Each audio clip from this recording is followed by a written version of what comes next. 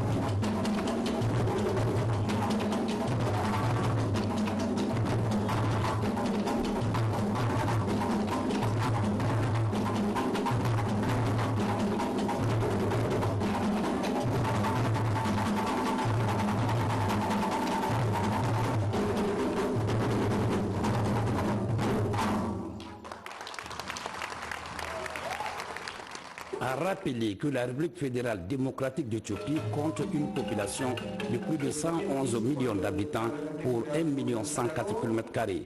Profitant de cette visite, professeur Alpha Condé a offert ce gâteau à Abiy Ahmed Ali à l'occasion de la fête de Noël célébrée le 7 janvier de chaque année en Éthiopie. Une surprise que le Premier ministre éthiopien a appréciée à sa juste valeur.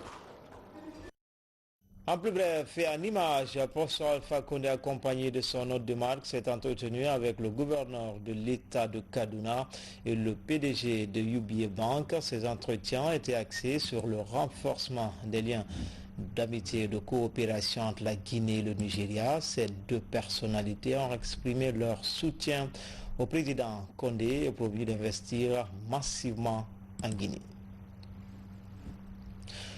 Le projet de nouvelle constitution en Guinée fait actuellement débat au sein de la population. C'est aussi en plus bref et en image. Les imams de la Basse-Côte appellent les Guinéens à la cohésion sociale pour une Guinée forte et prospère. Sur le sujet, ils ont donné leur point de vue au micro de nos reporters que vous suivrez en intégralité dans la rubrique Info Plus juste après ce journal. Dans le reste de l'actualité, en plus bref et en image aussi, lancement cet après-midi des travaux du cadre de concertation permanente de la presse publique et privée. La plateforme permettra aux représentants des médias de réfléchir sur les voies et moyens permettant de bâtir une presse forte. L'Association des femmes enseignantes pour la paix en milieu scolaire plaide en faveur du maintien de la quiétude sociale, de la quiétude dans les écoles. Cet après-midi, l'association appelle à l'implication de tous pour éviter à l'école guinéenne une nouvelle crise. Suivez. Les années scolaires sont émaillées de troubles. Il fut un moment d'ailleurs en Guinée, on a parlé même des clans. Tout ça, c'est venu des écoles. Maintenant, pour parer à tout cela, nous avons dit non. Écoutez, nous aussi, les femmes, nous pouvons faire quelque chose. Puisque si nous conseillons nos enfants, nous conseillons nos petits-enfants, nous conseillons nos frères, ils peuvent nous écouter, on va entamer quelque chose pour que nos collègues, nos élèves, nos enfants, nos voisins nous écoutent pour qu'on ait la paix en milieu scolaire. Et puis ce communiqué présentation de vœux au chef de l'État à l'occasion de la présentation des vœux au président de la République par les membres des corps constitués nationaux, le corps diplomatique, les représentants des institutions internationales accréditées en Guinée, les présidents des institutions nationales. La direction du protocole d'État convie les différentes personnalités ci-après à prendre part à la cérémonie prévue le jeudi 9 janvier 2020 à partir de 12 h au palais Sékou Touréga. Monsieur le Président de l'Assemblée nationale, Monsieur le Premier ministre chef du gouvernement, Monsieur le Président de la Cour constitutionnelle, Monsieur le Président de la Cour suprême, Monsieur le Président de la Cour des comptes, Madame la Présidente de la Haute Autorité de la Communication, Madame la Présidente du Conseil économique et social, Monsieur le Médiateur de la République, Monsieur le Grand Chancelier des Ordres nationaux de Guinée, Monsieur le Président de la Commission électorale nationale indépendante, Monsieur le Président de l'Institution nationale indépendante des droits humains, Monsieur le chef d'état-major général des armées, Monsieur le haut commandant de la gendarmerie nationale, Monsieur le chef des états-majors des armées de terre, de l'air et de la marine, Monsieur le chef d'état-major particulier de la présidence, Monsieur le directeur général de la police nationale, de la douane et des conservateurs de la nature, Mesdames et Messieurs le chef des missions diplomatiques et les représentants des organisations internationales, tenues autorisées, autorités civiles, Monsieur, costume sombre ou tenue traditionnelle, dame, tailleur, robe ou tenue traditionnelle, Cour suprême et Cour constitutionnelle, tenue de cérémonie, autorité militaire, tenue militaire d'apparat, le port des décorations est recommandé. Conakry, le 8 janvier 2020, Mamadi Senkunkaba, ambassadeur, directeur du protocole.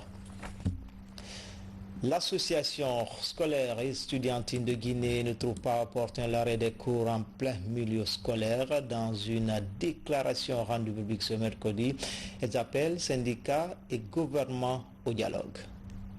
Soucieuse de l'avenir des jeunes élèves et étudiants dont nous avons la charge de porter la voix, l'association scolaire et estudiantine de Guinée exprime sa vive préoccupation et sa désapprobation face à cette menace inouïe de débrayage. Faut-il rappeler que les dernières grèves enregistrées lors de ces 3 dernières années ont eu des effets néfastes sur la qualité de notre éducation. Les derniers résultats aux examens nationaux en témoignent éloquemment. Il n'est un secret pour personne que le SLEG en est pour quelque chose. Nous n'avons nullement la prétention de nier le droit de grève garanti par nos lois. Mieux, nous sommes favorables à l'amélioration des conditions de vie et de travail de nos enseignants, mais que le SLEG sache connaître ses limites pour faire valoir ses droits tout en respectant le droit à l'éducation qui, faut-il indiquer, est d'une valeur inaliénable. Nous estimons que le moment est inopportun pour toute déstabilisation du milieu scolaire. Quand on sait que le premier trimestre de l'année scolaire et académique en cours s'est déroulé dans une quiétude totale. C'est pourquoi nous dénonçons avec force le recours excessif à la grève dans le système éducatif qui du reste est insupportable et sape les efforts de nos parents qui s'investissent inlassablement pour nous inculquer une éducation de qualité. Au regard de tout ce qui précède, nous, membres de l'association scolaire et estudiantine de Guinée, faisons un appel pressant au gouvernement et au SLEG de privilégier le dialogue en vue de sauver l'année scolaire en cours. En tout état de cause, une confrontation de trop serait au détriment de l'école guinéenne. Chers camarades élèves et étudiants, nous vous invitons en cette période d'observer la discipline et continuer à aller à l'école. Ça y va de notre intérêt à tous et celui de la nation entière. Dans l'actualité également, lancement d'un projet de formation de 1500 développeurs en milieu de l'enseignement supérieur. Il est porté par le Centre canadien de formation continue. Pour cette première opération, une vingtaine de personnes sera formée. Francis Collier. L'enseignement supérieur est engagé à maximiser l'utilisation des TCI dans la formation et la recherche scientifique. Les institutions publiques d'enseignement et de recherche du pays sont toutes concernées par le projet. 1500 étudiants et enseignants seront formés en développement d'applications web pour 11 jours. Ce projet de révolution numérique dans l'enseignement est exécuté par le Centre canadien de formation continue. On a développé une approche par projet. Ça veut dire que les cours sont orientés très pratiques parce qu'en informatique, il y a quand même beaucoup de théories et souvent cette théorie-là ne sert pas quand on va travailler. Donc dans notre approche, on focus beaucoup sur ce que les employeurs recherchent. Cette formation qui est initiée, qui se fait d'ailleurs en approche sur projet, va aboutir à former nos enseignants, chercheurs et étudiants qui, à leur sortie, ces étudiants pourront facilement s'insérer dans le marché de l'emploi. Pour ce départ, une vingtaine de participants venus des Érécoré, Cancan, Labé et Conakry bénéficient de la formation. Pour les autorités de l'enseignement supérieur, c'est un enjeu important pour une formation adaptée aux besoins du marché de l'emploi. Ça va nous permettre de tester si notre modèle de formation tient la route ou pas, parce qu'en déployant sur les professionnels, nous serons en phase avec le marché de l'emploi. Les 1500 qu'on va former, bien sûr, ce n'est pas aujourd'hui, ça ne fait que démarrer par 20. Après, il y aura d'autres groupes de 50 et de 100. Progressivement, on va les amener. Les technologies de l'information et de la communication constituent de nos jours un enjeu majeur pour un monde en développement. Présentation des vœux du nouvel an au ministère de la Défense nationale. Le COCAN 2025 décerne un satisfecit au ministère de l'Environnement pour son soutien au projet. La RTG de nouveau en deuil avec la disparition tragique brutale ce mercredi de notre collègue Ismaël Sané du service énergie froid. Voici le condensé de l'actualité nationale avec Mamadou Alpha Baldé. En Guinée, l'organisation des prochaines échéances électorales trouve du soutien auprès des pays amis. Ce matin, l'ambassadeur de la Grande-Bretagne est dans les locaux de la CENI.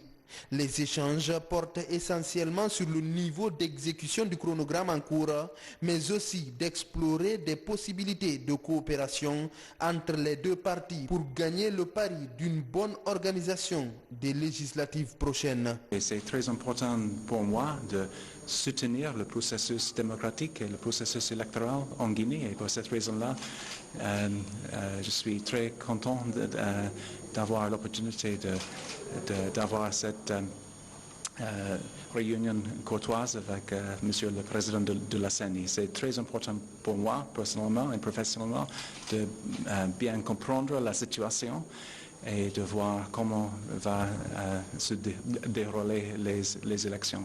Et c'est important pour le gouvernement britannique de soutenir le processus démocratique en Guinée. À l'occasion de la nouvelle année, le commandement militaire se mobilise pour la traditionnelle présentation de vœux au chef du département de la Défense. Une occasion pour rappeler le chemin parcouru dans des chantiers comme la réforme et les projets pour cette année qui démarre. Je demande aux différentes chaînes de commandement de tout mettre en œuvre pour renforcer la sécurité non seulement à l'intérieur du pays, mais aussi et surtout de redoubler de vigilance le long de nos frontières en ne négligeant aucune menace susceptible de troubler la quiétude des Guinéens. Après l'obtention de l'organisation de la Coupe d'Afrique des Nations 2025 par la Guinée, les membres du COCAN expriment leur reconnaissance au premier porteur du projet comme l'actuel ministre de l'Environnement. Aujourd'hui, le projet a pris forme et sa phase d'exécution a démarré. C'est vraiment un signe de satisfaction pour moi. Je suis très heureux et j'ai été surpris. Par exemple, mes remerciements vont au chef de l'État et au ministre Banta Masso qui ait pensé à cette initiative. Cette cérémonie de lecture du Saint-Coran est organisée par les jeunes de la Sigmadina. C'est pour renforcer la quiétude sociale en Guinée. Nous organisons ce sacrifice car nous avons remarqué que dans ce pays il y a une instabilité qui est là et il y a beaucoup de jeunes qui ont des problèmes, que ce soit à l'interne et à l'externe.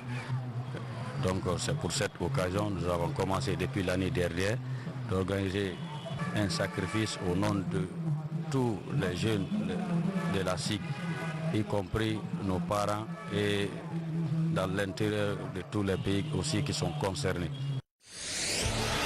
Ismaël Yansane, en service à la RTG, part pour toujours. Technicien engagé, l'homme est décédé des suites d'une courte maladie. Son enterrement est prévu ce vendredi à Forêt-Karia, sa ville natale, après un symposium à l'hôpital sino-guinéen. Au mois de juillet dernier, on vous parlait de la présence de nouveaux engins dans le transport urbain, les tricycles. En ce temps, leur circulation n'était pas aussi dense, mais les tricycles constituent aujourd'hui une vedette dans le trafic routier à Conakry. Images et témoignages, Alpha Isiagaba. Leur présence est considérée pour de nombreux citoyens comme une aubaine dans le trafic routier urbain. Au début, ces tricycles ne se limitaient que sur la corniche Lambaye Madina en passant par Hamdallahi. Aujourd'hui, on les retrouve peu à peu sur l'autoroute et sur certains axes routiers de Conakry. Avec ce nouveau moyen de locomotion, les usagers se disent soulagés. Les tronçons de 1500, il faut faire au moins 1 heure, 2 heures, 3 heures de temps avant d'avoir un taxi. Tu as le taxi, tu montes, tu fais encore 2 heures de temps en route avant d'arriver à ton point de rendez-vous. Mais avec ça, vraiment, ça nous aide beaucoup. On n'a pas le choix, mon frère. Même si on appelle, on risque de monter chaque jour. C'est rapide. Parce que à travers ça, là, je vais aller vite faire Madina, aller comme retour. Parce qu'il n'y a pas car il n'y a pas un autre taxi. Donc on est obligé de monter sur ça chaque jour. Ces tricycles sont en Guinée il y a 2 ans. Avec 2000 francs par tronçon, ces triporteurs prennent jusqu'à 5 passagers contre 6 pour les taxis à 4 roues. Déjà, leur apparition suscite une sorte de rivalité dans le transport en commun. Les conducteurs de mototaxi, par exemple, se plaignent de la rareté de la clientèle. Depuis que les 3 pneus ont commencé à circuler ici, à Lambaye, nous, le taximètre, notre travail est un peu diminué. Parce que le prix ici à Lambaye Madina, 5 000 francs. Bon, nous, si c'est 5 personnes, on prend à Lambaye Madina 20 000, 25 000. Mais la cause, elle prend 5 personnes. Nous, on prend une seule personne, aller seulement. Et quand il va aller-retour, c'est qu'il gagne, nous on ne peut pas gagner ça. C'est pour ça que bon, aller à notre travail, bon, c'est un peu diminué. Moi je suis chauffeur de ces motos il y a de cela 3 mois exactement. Mais l'importance de ces motos, on n'en finit pas d'en parler. Sur l'axe Le Prince et autoroute, il y a certains qui ont commencé à aller là-bas, mais ce n'est pas tellement. C'est sur l'axe là quand même qui est vraiment fréquenté. Depuis que je suis dans l'activité là, vraiment je peux dire alhamdulillah, parce que c'est ma propre moto, je sais combien de fois ça m'arrange et combien de fois j'encaisse l'argent à travers le mois. Immatriculés, ces motos à 3 roues sont autorisées à circuler par le ministère des Transports. En termes de réglementation, les mototaxis et les tricycles sont soumis aux mêmes exigences. Déjà, un syndicat est mis en place pour des mesures internes afin d'éviter des débordements. On a organisé de telle sorte que les gens puissent travailler dans la tranquillité, même s'il y a l'accident, c'est organisé. Le nombre de conducteurs, c'est moi-même qui ai recensé tout ça là. Je connais le nombre de motards qui est là, tout ça, c'est organisé. Importés de l'Inde par la société Topaz Guinée, les clients affluent aujourd'hui dans les magasins de vente à Conakry. Environ 10 à 15 mototricycles sont vendus par jour.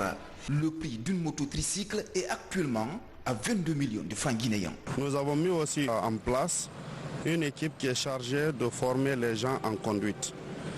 Dès qu'ils viennent chez nous, nous les apprenons à faire la conduite et après nous les libérons. En fonction de ça, ils pourront travailler. Toutes les pièces disponibles sont avec nous, que ce soit à Madina ou à Lambaye.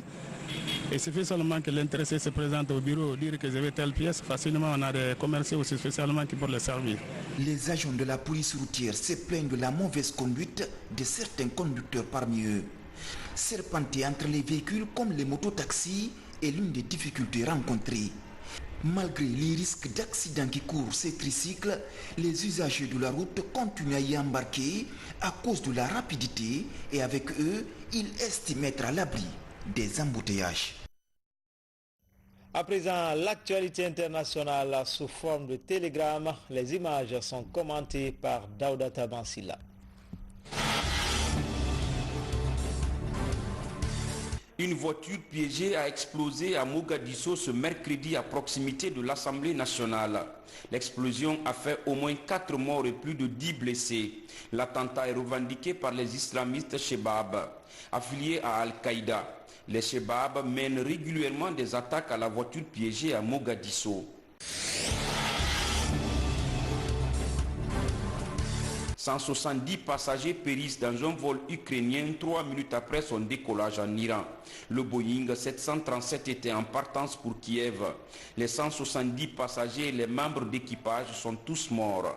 L'avion s'est écrasé sur des terres agricoles à environ 45 km au nord-ouest de l'aéroport. Près de 500 personnes sont mobilisées pour retrouver le reste des corps. Depuis hier soir, l'enfant de Casamance, Sadio Mané, est sacré Ballon d'Or africain 2019.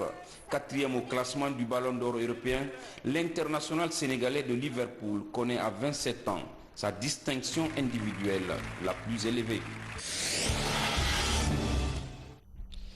C'était l'essentiel de l'information. Tout le plaisir a été pour moi de vous servir. À demain, Inch'Allah.